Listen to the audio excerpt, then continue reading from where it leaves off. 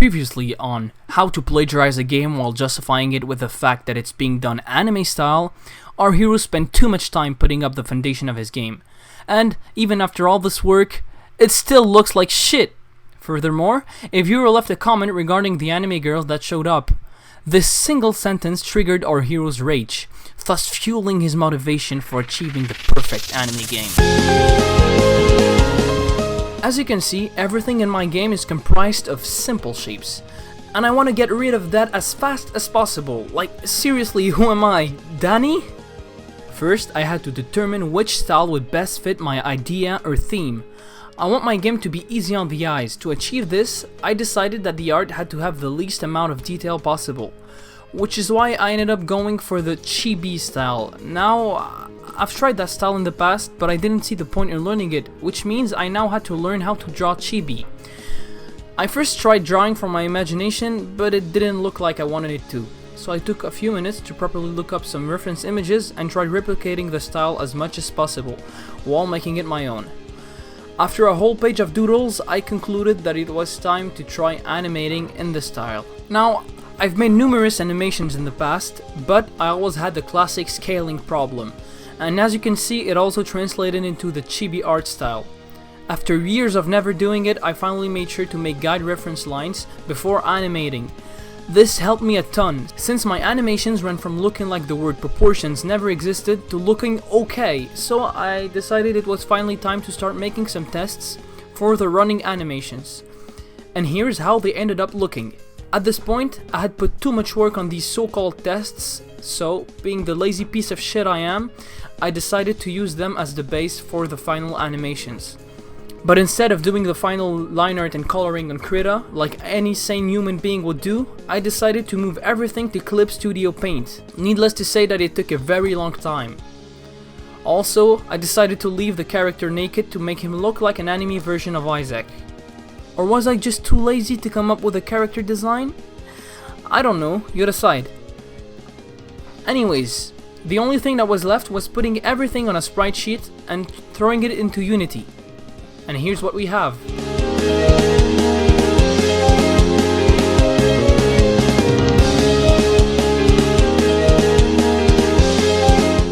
Now I'm pretty sure you're thinking the same thing as me.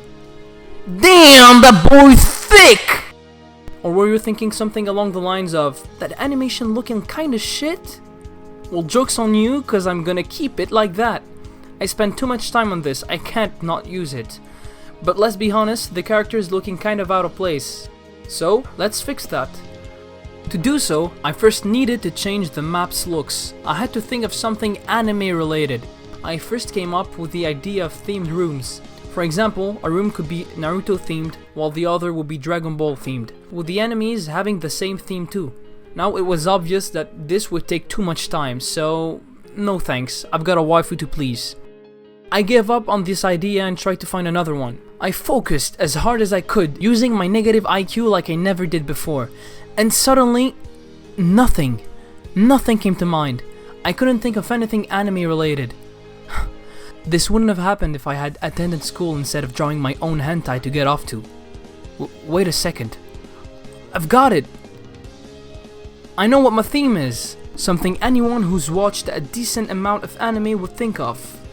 That's right. Anime's cool. I decided to give the idea of different rooms another chance and tried applying it to school. In school anime, there are 6 locations you are regularly taken to, which are classrooms, hallways, gymnasiums, courtyards, toilets, and the principal's office. And I had a bunch of ideas, like randomly spawn these rooms with the principal's office being the boss room, but that would be too much effort. So, for the moment being, I'm only going to make the classroom. Before getting to work, I had to think of a simple yet efficient way of replacing all the squares that made up my rooms with new sprites and textures. As you can see on this professional looking image, this is the first method I came up with. I separated my rooms into 4 different shapes. Right before I got started, I remembered there was this weird thing in Unity called a tile map. It seemed very convenient, since it would mean that I could literally paint my walls with the right texture.